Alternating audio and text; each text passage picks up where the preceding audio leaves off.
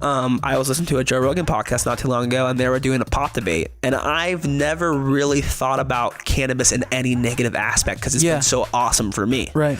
But for a lot of people, it could be a bad thing, right? Like, for example, people in their 20s, if you're going to get schizophrenia and it hasn't come on yet, it usually happens in your 20s to people. And it usually happens to males. But cannabis, or any drug, but cannabis specifically, because a lot of people use cannabis, and it's a more commonly used drug, will kickstart it. Oh. Yeah, I've heard that. So, like, if you're 21, 20 years old and you're a fine person, you go smoke weed for the first time, and then out of nowhere you get schizophrenia. Like, where the hell did that come from? Yeah. And it's not. Well, isn't that basically paranoia? Schizophrenia. Schizophrenia is when you start hearing and seeing the things, voices. right? Yeah. So it could be a mild paranoia, right? Yeah, well, yeah, but there's lots of cases that show that people, triggers like, and then not just cannabis too, like acid or Molly or cocaine. I think drinking is more of a depressant, so I don't know if that would kickstart it. But maybe though. I'm not a scientist. I'm a marketer, but just ask.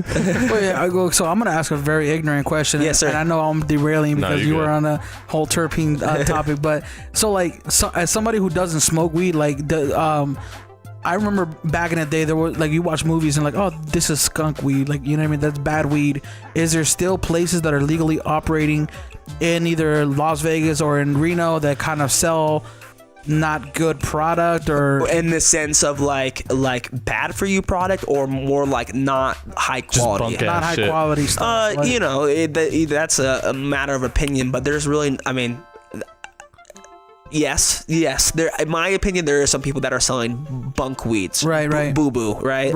And of course, it also depends on your tolerance of how much it takes to. Well, and it's not even that, but it's just you get it and this is super dry. It's kind of leafy or whatever it may be. It just all these things you have to know. Leafy, it just it wasn't trimmed weed. It wasn't trimmed very well. The nugs are really small. Or there's stems still in there. A lot of stems in it. What's a stem? Seeds. You really educated me right now. No, a legit stem. So if you think twig. Yeah. So if you think of a cannabis plant as a general, it's like a regular plant, and the flower. So think about that plant behind you right there. Yeah. So these plants behind me. So if this was growing flowers and it was a cannabis plant, the flower would be the bud that you smoke. Oh, okay. So the leaves of it, not the stems. Yeah.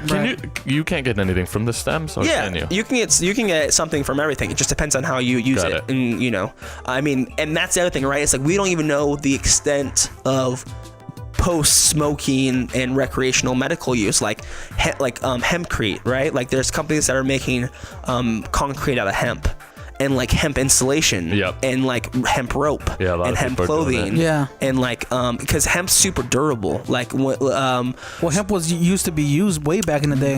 So a lot of sailors used to use it, and then the plastic industry got really popular, so they started using nylon. So it's crazy, right? The hemp is way cheaper to produce, but you could pay someone more money to lobby for you, and you can make it illegal.